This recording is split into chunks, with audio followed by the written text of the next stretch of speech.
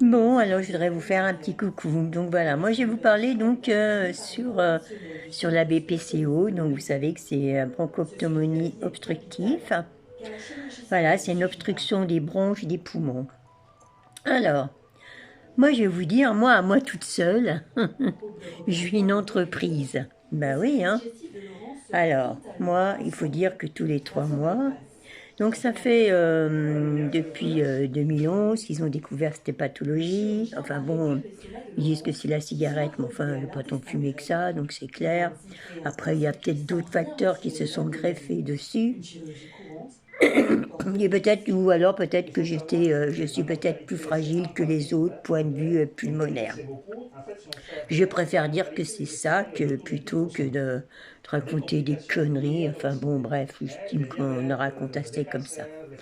Donc voilà, donc il faut dire que chez nous, on a un facteur pulmonaire assez complexe. Donc mon arrière-arrière-grand-mère est décédée donc d'une tuberculose. Ma mère a eu des problèmes pulmonaires. Voilà, moi j'ai des problèmes pulmonaires et mon fils a des problèmes pulmonaires. Bon, enfin bref, c'est pas là que je voulais en venir. C'était juste simplement pour vous dire qu'à moi toute seule, je suis une entreprise. Voilà.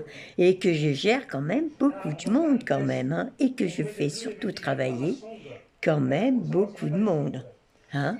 Alors donc c'est-à-dire que donc depuis 2011, depuis allez 2019, hein, où mon professeur donc m'avait promis donc une greffe que j'attends toujours d'ailleurs, j'attends toujours d'être listée, mais bon ça,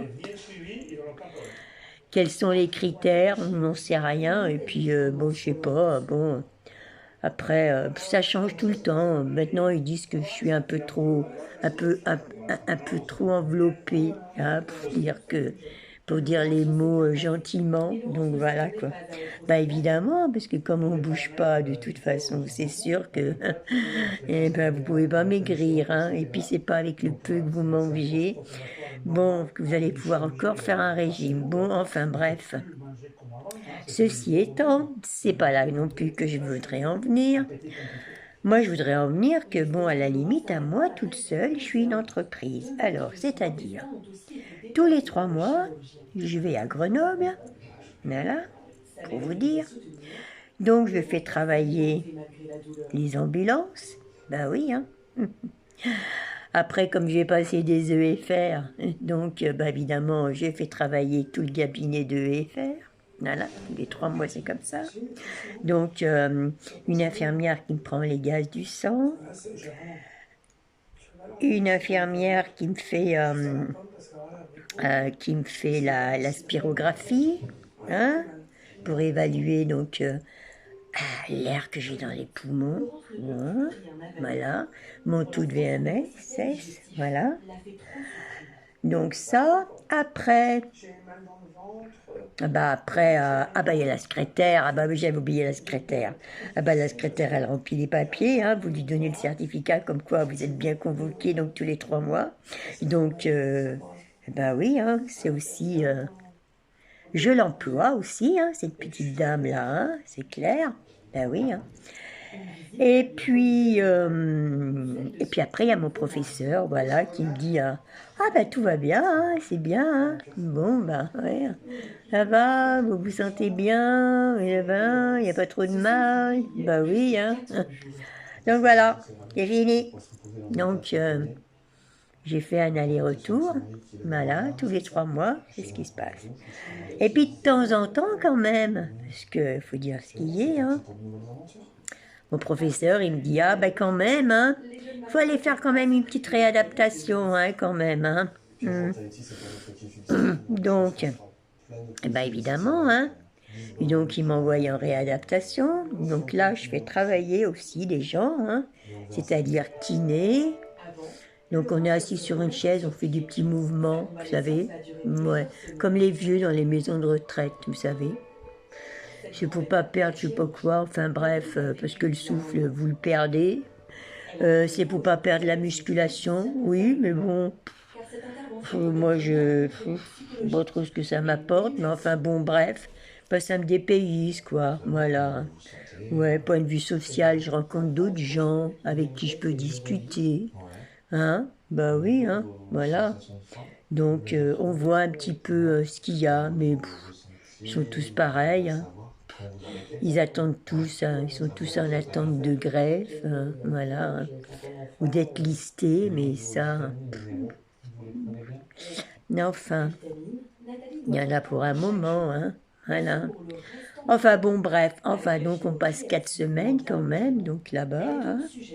Donc, oh, l'endroit est bien, hein, je ne vous dis pas, hein, voilà, hein, passer 4 semaines de vacances, hein, bon, enfin bon, enfin je paye quand même la petite femme d'entretien qui vient nettoyer ma chambre quand même tous les jours, voilà, puis faire mon lit évidemment, et oui, le plombier quand même, bon, il vient quand même pour voir si tout marche bien dans les tuyauteries, voilà. Bon, voilà. Bon, j'ai une infirmière qui passe tous les matins. Oh là là, d'où Jésus, Marie-Josée. Alors ça, mon Dieu. Alors ça, c'est l'horreur, je vous dis pas. Parce que c'est pire que... Ah non, ça c'est pire. Vous êtes réveillés tous les matins à 7 heures, on se demande pourquoi. Ah oui, pour vous emmener le thermomètre. Ah ouais, voilà, ça c'est... Alors ça, en maison de réadaptation, là, vous êtes en maison de repos, soi-disant. Et alors, tous les jours, Dieu fasse à 7 heures, ring ring, on vous emmène le thermomètre. Des fois que vous auriez pris, ou alors vous savez pas si vous avez de la fièvre ou pas. Bon, enfin bref. Donc voilà. Après, après vous avez le petit déjeuner, hein, donc évidemment, donc il en faut quand même hein, des emplois pour s'occuper, oui, pour s'occuper de tous ces gens qui sont en réadaptation, hein, quand même, hein. Voilà, hein. Donc, enfin moi, on m'apporte mon petit déjeuner, ça c'est bien, on m'apporte mon petit déjeuner tous les matins. Donc ça c'est bien. Et le dimanche matin, sans oublier quand même, c'est que on nous apporte quand même les croissants. Hein? Bon, voilà. Donc voilà, donc je paye tout ça quand même, hein? Faut pas rêver, hein? Juste moi toute seule, hein? Vous vous rendez compte un peu? Hein? À moi toute seule, comme je dis, je suis une entreprise. Eh oui, voilà. Donc là, après on descend hein, pour faire un peu de gymnastique, hein, oui, hein, assis sur une chaise, lève un bras, lever la jambe, enfin bon, bref, hein, on joue au jeu du ballon, voilà, enfin bon, voilà. Bon, après, il faut faire du vélo. Alors là, le vélo, alors là, c'est une niette, parce que là, le vélo, j'ai horreur du vélo. Alors là, moi, pas question. Faire du tapis de marche, mais encore, il faut lever le doigt hein, pour avoir le droit à faire du tapis de marche, hein, parce que ça, non, non, hein. C'est pas tout le monde qui est autorisé à faire du tapis de marche, hein, je vous dis pas, moi. Voilà. Donc ça, les secrétaires aussi, hein, parce que c'est vrai, j'emploie aussi des secrétaires, parce qu'évidemment, pour nous accueillir, il faut des secrétaires qui remplissent les papiers et tout. Donc voilà, donc si vous regardez quand même, j'emploie quand même beaucoup de monde à mon service, hein. Donc voilà, et ça tous les 3 mois. Donc, et ça c'est juste pour moi, hein. Donc imaginez, donc je sais pas moi,